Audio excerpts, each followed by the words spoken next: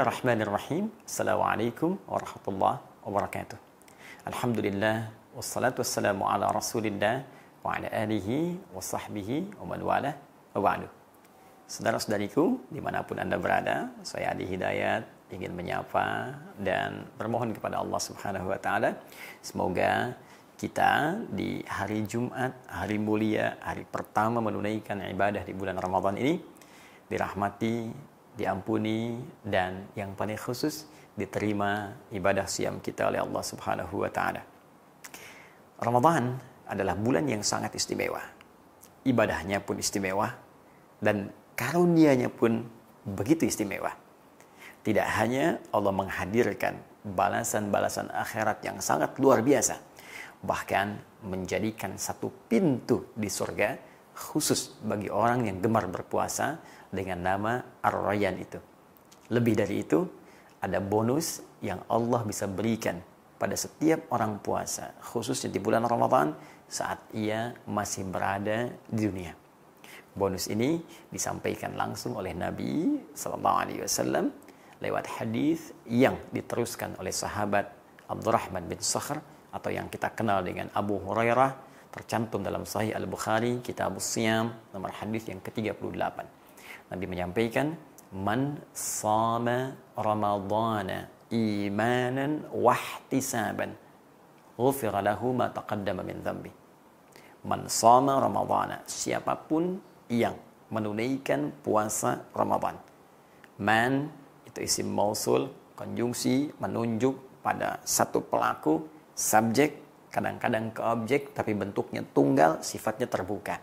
Artinya bisa lelaki, perempuan, tua, muda, semua terbuka. Allah memberikan kesempatan pada setiap personal kita, tanpa kecuali, tanpa batas, sepanjang ia memenuhi kualifikasi untuk menunaikan puasa Ramadan. Apa yang ditawarkan oleh Allah melalui lisan Nabi ini? Pertama, imanan wahtisaban.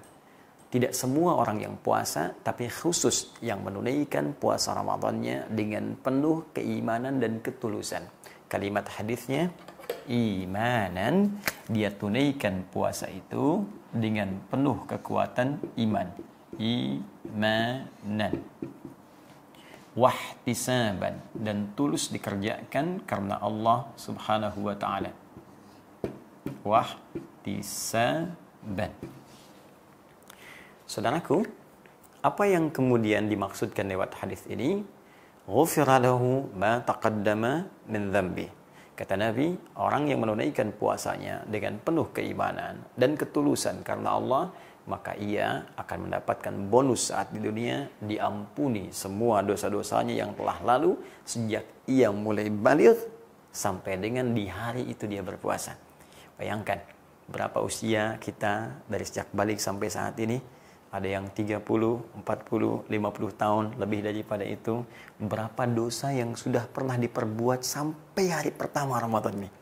Sampai di hari Jumat ini. Ada berita yang sangat menggembirakan, kata Nabi, dan tentunya ini langsung berita dari Allah Subhanahu wa ta'ala, disampaikan oleh Rasulullah SAW, siapa yang menunaikan puasanya, benar ditunaikannya, karena iman dan ketulusan, maka ia berpotensi digugurkan, diampuni semua dosanya sampai di hari itu dia puasa. Masya Allah. Tapi seperti apa kualifikasi orang yang menunaikan puasa dengan iman dan tulus itu? Ini yang akan saya detilkan. Kita sering bahas bahwa kalimat iman itu seringkali bersanding dengan amal saleh. Iman sering disandingkan dengan amal saleh. Dan ini selalu bergandengan satu dengan yang lainnya. Ya, saya sering sampaikan, iman itu amalan hati. Amalan hati butuh pembuktian. Pembuktiannya lewat pekerjaan anggota tubuh. Pekerjaan disebut dengan amal. Karena ia disupport dengan cahaya iman, maka semua pekerjaan anggota tubuh kita pasti akan mengarah pada yang baik. Baik dalam bimbingan Allah disebut saleh. Karena itu kalau digabungkan pekerjaan dan baik menurut pandangan Allah disebut dengan amal saleh. Ya, orang yang beriman maka cahaya dalam hatinya akan membimbing seluruh tubuhnya untuk mengerjakan amal saleh. Karena itulah dalam Al-Quran sering disandingkan kata iman dengan amal saleh. Wal 'asr innal insana lafi khusr illal ladzina amanu iman wa amilus solihat. Iman bersanding dengan amal saleh. Dalam rumus tafsir, jika ada ayat dalam Al-Quran atau bahkan keterangan Nabi Sallallahu Alaihi Wasallam menyebutkan kata iman dalam bentuk apapun, bisa kata benda kah, kata kerja kah, jika dia bersanding dengan amal soleh, maka ini struktur dasarnya. Amal soleh sebagai pembuktian dari iman. Tapi jika kata imannya berdiri sendiri, tidak disebutkan amal solehnya, maka ini dimaksudkan amal soleh ini sudah otomatis terkandung dalam kalimat iman ini, sehingga saking diketahuinya tak perlu disebutkan lagi. Orang beriman pasti beramal soleh. Itu yang dimaksudkan. Ya, seperti firman Allah Subhanahu wa taala di Quran surah ke-52 ayat 21. Surah At-Tur ayat 21 Allah firmankan, "Walladzina amanu wattaba'athum dzurriyyatuhum alhaqna bihim dzurriyyatahum wa ma alatnahum min amalihim min syai' kullu imri'in bima kasabat rahin." Baik, walladzina amanu, dan orang tua yang beriman itu. Tidak disebutkan amal salehnya. Ya, wattaba'athum dzurriyyatuhum biimanin, dan diikuti oleh keturunannya sama-sama beriman juga. Alhaqna bihim dzurriyyatahum. Maka mereka akan dikumpulkan semuanya di surga. Jadi kalau orang tua beriman, mendidik anaknya beriman juga, dipelihara imannya sampai wafat, mereka semua akan dikumpulkan di surga, satu keluarga. Tapi kan syarat masuk surga tidak cukup dengan iman, mesti ada amal soleh. Karena itu kalimat surga pertama di surah kedua Al-Baqarah ayat 25 dibuka dengan iman dan amal soleh. Ya, wabasyiril ladzina amanu iman wa amilus solihat anna lahum jannatin tajri min tahtihal anhar.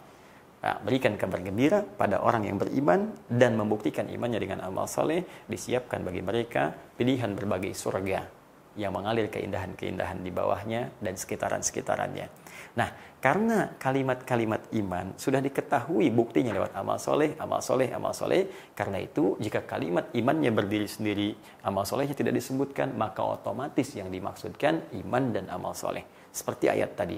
Dan para orang tua yang beriman itu dan membuktikan imannya dengan beramal soleh, diikuti anak-anaknya, dijaga itu semua, mereka dikumpulkan dengan iman dan amalnya di surga. Itu maksudnya. Karena itu ujung ayat yang ditutup dengan kalimat wa ma alatnahu min amalihim min syai' kullu imri'in bima kasaba rahin. Ya, kami tidak akan sia-siakan amal mereka yang dibuktikan lewat bimbingan iman itu. Jika baik, maka iman dan amal itu akan mengumpulkan mereka di surga. Tapi itu tawaran, kata Allah, setiap orang tua bisa memilih apakah ingin mewujudkan itu atau menghadirkan nestapa dan tangisan di kemudian hari. Terkait dengan rumus hadis Nabi tentang puasa Ramadan ini, karena kalimat ini disebutkan iman tunggal tanpa amal solehnya, maka sudah otomatis mencakup kalimat yang tadi saya maksudkan, imanan. Karena itu cara menerjemahkannya, man shoma ramadhana, siapa yang menunaikan puasa Ramadan, siapapun dia, laki-laki, perempuan, sepanjang dia baligh, ya, masuk dalam kualifikasi imanan, dia tunaikan puasanya dengan penuh keimanan. Lalu terjemahkan, dan bukti kuatnya penuhnya iman itu banyak mengerjakan amal soleh dalam puasanya. Ini maksudnya. Ya, karena kalau Anda terjemahkan dengan penuh keimanan saja bisa relatif nanti maknanya. Tapi kalau kita dalami dengan tafsirnya, yang dimaksud dia tunaikan puasanya dengan penuh keimanan, bukti penuh imannya, dia perbanyak amal soleh saat dia menunaikan puasa Ramadannya. Apa yang dia kerjakan? Ya, dia tingkatkan sholatnya. Dari yang tadinya fardu meningkat tambah dengan sunnahnya. Dari yang tadinya baca Quran, itu pun sedikit, dia tambah. Biasa hari biasa, misalnya 1 halaman, dia tambah sehari sekarang 1 juz. Dia tambah dengan tilawah, dia tambah dengan menghafal. Jarang sedekah, dia buka kemudian untuk sedekah. Karena itu, di bulan Ramadan menariknya, semua pintu amal soleh itu dibuka oleh Allah Subhanahu wa Ta'ala, kemudahan bagi kita untuk menunaikannya. Karena itu, siapapun saat Ramadan, hatinya lapang untuk bekerja dan beramal soleh. Kalau nggak percaya silakan. Bukankah saat Ramadan kita semakin tergerak meningkatkan ibadah? Pengen sholat sunnah, pengen sedekah, kan? Pengen baca Quran. Itu dimanfaatkan. Allah sudah buka seluas-luasnya. Tinggal kita bagaimana kemudian mengoleksinya dan mengumpulkan amalan yang berkualitas di hadapan Allah. Jadi ini poinnya. 1, isi ibadah Ramadan kita dengan banyak beramal soleh. Wahtisaban, dan ukur-ukur, hitung-hitung amal soleh ini supaya ikhlas. Tulus karena Allah. Ya, jangan sampai mau tarawih karena orang tarawih, kita pun tarawih. Karena orang baca Quran, saya pun pengen baca Quran. Ya, karena orang sedekah, saya pun pengen sedekah. Tidak. Kenapa ini penting kalimat Nabi muncul? Seakan-akan Nabi dengan bimbingan Allah sudah memprediksi akan banyak mungkin orang beramal saat Ramadan, motifnya beda-beda. Ya, mungkin karena motif ingin dipuji, ingin ria, ingin tampil, ingin macam-macam dan sebagainya. Ya, termasuk juga doakan saya dan ustadz-ustadz yang lain supaya kalau ta'lim itu tujuannya benar karena Allah, bukan karena ingin eksis di YouTube, bukan karena ingin cari follower, bukan karena macam-macam. Nah, itu yang paling berbahaya.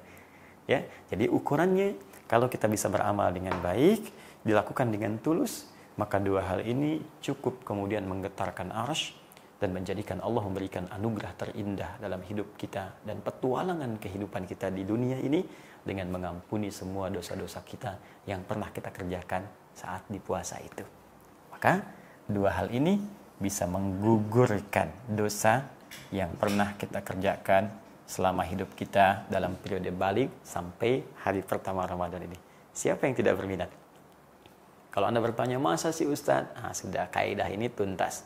Kalau sudah Allah yang sampaikan, Nabi yang kemudian menyampaikan, menegaskan kembali atas petunjuk Allah itu, maka tidak perlu ada keraguan. La raiba fi, jangan pernah ragukan. Kalau masih Anda ingin logikakan, sederhana teman-teman sekalian, amal soleh ini kan banyak sifatnya. Di Ramadan dilipat gandakan. Yang biasanya 10, jadi dilipat gandakan 10 lagi jadi 100. Ya, karena dilipat gandakan, maka setiap yang kita kerjakan pahalanya lebih banyak. Bukankah setiap amal akan menutup yang buruknya? Amal soleh akan menggugurkan yang salah. Demikian rumusnya di hadis Muslim. Ya, fa in faniyat hasanatuhu, jika habis yang baiknya ini, sisa yang buruk. Kalau masih ada buruk, baiknya banyak, nutup. Jadi dosa-dosa kita yang lama-lama itu dengan taubat kita, ya, diterima oleh Allah Subhanahu wa taala dan amal-amal soleh yang kita kerjakan menutup dosa-dosa kita. Tutup. Apalagi kemudian kita bertobat di hadapan Allah Subhanahu wa taala, maka seketika itu hilanglah kesalahan-kesalahan, dosa-dosa yang sebelumnya sempat tertuliskan. Ini anugerah yang paling besar yang mungkin kita dapati di hadapan Allah Subhanahu wa taala.